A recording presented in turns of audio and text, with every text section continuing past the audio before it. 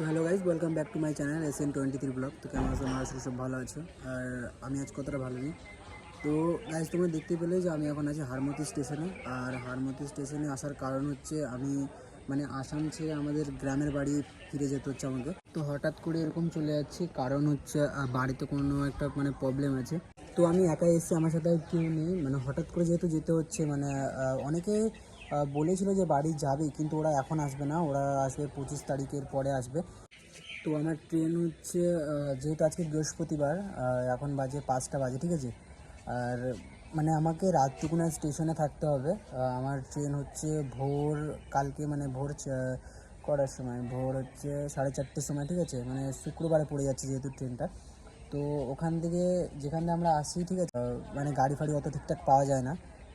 যেহেতু ভেবেছিলাম, যদি মনে করো যে তুমি 10টা-11টার দিকে বেরোবে ওখান থেকে, যেহেতু এখানে 4টের সময় ট্রেন ভোর, কিন্তু ওরকম টাইমে বেরোতে গেলে গাড়ি ফাড়ি ওখানে কিচ্ছু পাবে না, ওখানে জায়গাটাই এরকম। তো ওর জন্য আগের থেকে বেরিয়ে আসা, আর স্টেশনে এসে যেহেতু এক রাত থেকে তারপরে হচ্ছে ট্রেন, ভোরবেলার সময় ট্রেন, যেহেতু তোমাদেরকে বললাম।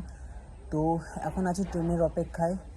আর ভিডিও গাইস, কালকে ভিডিও কিছু আপলোড করিনি, কারণ এটার জন্যই, এটাই সমস্যা ছিল যে বাড়ি ফাড়ি আসবো, এটা ওটা একটু টেনশান বলতে মাথায় একটা আলাদাই একটা চিন্তা ছিল, ঠিক আছে। তো গাইজ, হঠাৎ করে ট্রেন চলে আসে, আর আমি বুঝতে পারিনি বলতে আমি ভাবলাম যে আমার কথা হয়তো শোনা যাবে না ঠিকঠাক করে।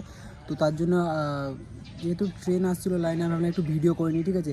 কিন্তু এরকমটা দেখতে পারবো আমি কখনো ভাবতেই পারিনি। তোমাদেরকে প্রথমে দেখাই, ঠিক আছে, তোমরা দেখো।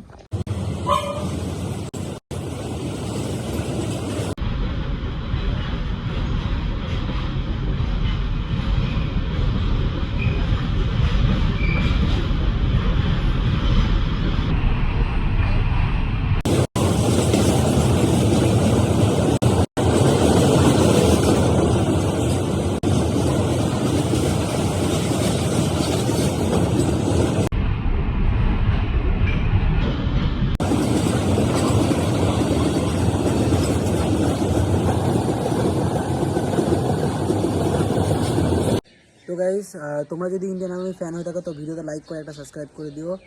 আর হ্যাঁ, জয় হিন্দ।